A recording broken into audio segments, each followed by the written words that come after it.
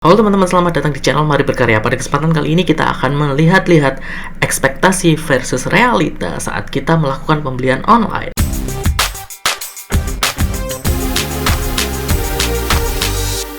Well, kita sebagai penjual tentunya ingin menampilkan produk yang terbaik agar customer tertarik untuk membeli produk kita. Tapi jangan sampai kalian memasang foto atau gambar produk yang bagus banget, tapi ternyata realitanya nggak seperti itu. Seperti contoh produk-produk berikut ini.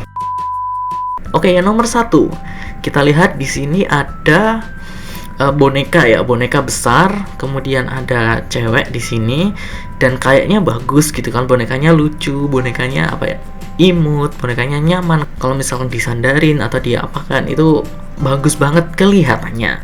Tapi kita lihat realitanya setelah dibeli, ternyata seperti ini. Aduh. Coba deh kalian lihat, kalian bandingkan deh. Yang pertama dari ukurannya ya. Kalau yang digambar di foto itu ukurannya segede ini. Maksudnya itu gede banget gitu loh. Bisa buat bantal, bisa buat apa ya? Ya intinya gede banget kayak kursi malahan. Bisa dibuat kursi malahan. Tapi yang diterima hanya segede tangan. Terus udah gitu bentuknya, coba bentuknya ini bagus banget, halus gitu kan. Ini kayak aduh. Kalau gini, customer pasti kecewa dan pasti akan merekomendasikan buruk ke toko kalian. Jadi jangan sampai seperti ini teman-teman. Buat teman-teman yang jual boneka nih, jangan sampai kayak gini, oke? Next. Oke, ini ada sepatu ya, sepatu Adidas Yeezy. Oh, Yeezy itu mahal loh.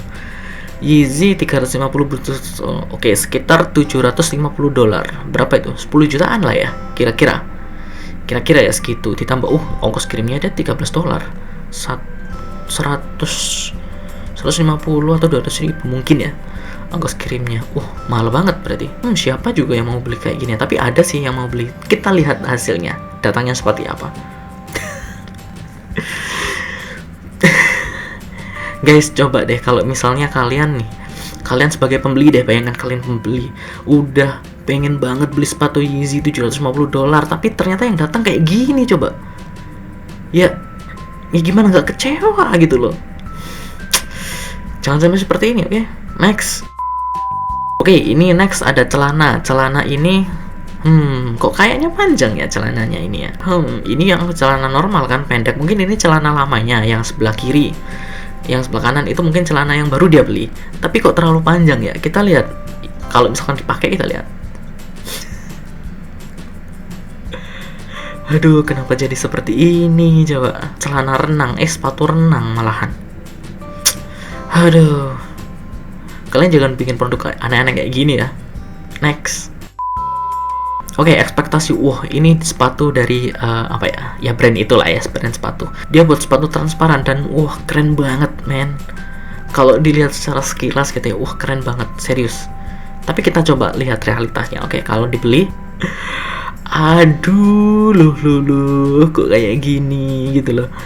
Tapi keren kalau misalnya tidak pakai kaki gitu. Ini solnya ini warna putih, harusnya kan transparan. Tapi meskipun begitu, ekspektasinya keren gitu, gambarnya keren. Tapi kalau dipakai kok nggak tahu deh. Menurut kalian gimana? Silahkan tulis di kolom komentar ya. Next ini ada dari fotonya bagus ya.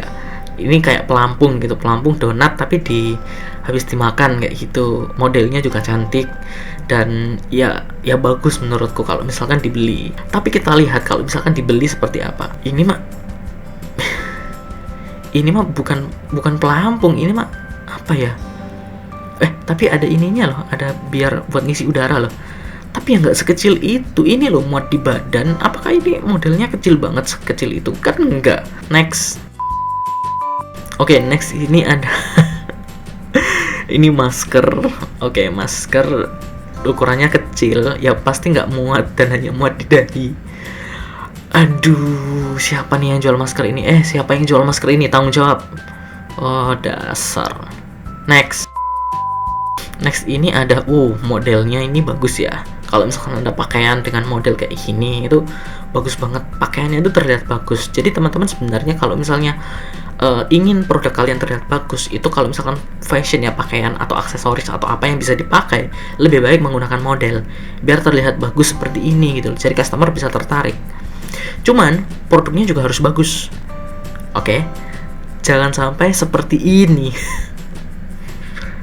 Ini sih nggak mirip produknya sih. Ini bukan produknya sih, ini cuman mirip warnanya saja sih. Aku yakin produknya nggak kayak gini deh. Kalau ini salah teman-teman. Meskipun fotonya bagus, harusnya kita ngasih produknya juga bagus. Jangan sampai kayak gini, customer kecewa loh. Oke, next. Next ada, nah ini sama lagi fashion kan, modelnya bagus. Modelnya apa ya, terlihat anggun, terlihat cantik, terlihat bagus gitu loh. Sementara yang datang bajunya transparan. Kalau yang di model kan nggak transparan, setelah datang transparan. Terus modelnya kayak gitu, bahannya juga kayak gitu, dipakai ya nggak sesuai gitu loh. Next. Oke, next ini ada boneka. Wah, bonekanya gede ya, lumayan gede ya. Oke, kita lihat realitanya. Aduh, ini teman-teman yang jualan boneka apa ya kayak gini ya? Mungkin ini hanya bisa dilakukan oleh penjual online mungkin ya. Kalau misalkan di offline store kan, kalau misalkan pengen beli boneka itu ya udah itu yang diambil gitu kan, yang kelihatan itu. Tapi kalau kayak gini ini kayaknya ya memang online sih. Tapi teman-teman jangan kayak gini ya kalau misalkan jualan sesuatu, oke?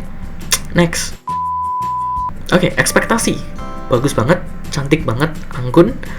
Terus ya bahannya kelihatannya ya bahannya bagus, warna putihnya cerah, warna merahnya cerah. Realitanya teng.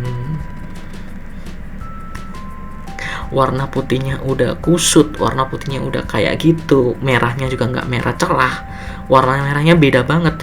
Mungkin ini karena efek pencahayaan ya, mungkin ekspektasinya itu terlihat seperti merah, warnanya cerah bagus, lebih ke orange, itu mungkin karena efek lighting cahayanya, lighting cahayanya. Nah sedangkan tapi yang di realitanya juga cahayanya bagus sih, terbukti kulit ceweknya juga hampir sama gitu loh, tapi warna produknya ya ini mungkin produknya yang nggak sesuai gitu. Dan ya jangan kayak gini teman-teman. Kalau misalkan kalian jualan produk ya memang kita harus membuat foto yang bagus, tapi produk kita juga harus bagus. Nggak boleh kita kayak gini gitu, itu akan mengecewakan pelanggan. Oke, next. Ini niatnya beli koper, kopernya di foto mungkin fotonya seperti itu kayak gitu, tapi yang datang itu ternyata koper mainan.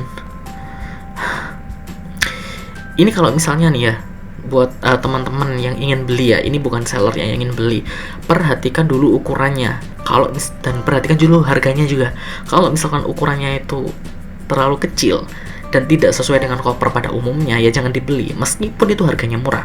Karena biasanya itu salah satu cara yang digunakan oleh penjual untuk menipu dalam tanda kutip customer, tapi mereka mungkin tidak ada niatan menipu karena sudah dicantumkan di deskripsi. Hanya saja ekspektasi kita yang membuatnya seolah-olah itu koper beneran. Jadi perhatikan baik-baik ukuran dan harganya. Oke, next. Nah sama kayak gini, ini tas harganya 78.000. Mungkin ini tas normalnya harusnya ya 78.000.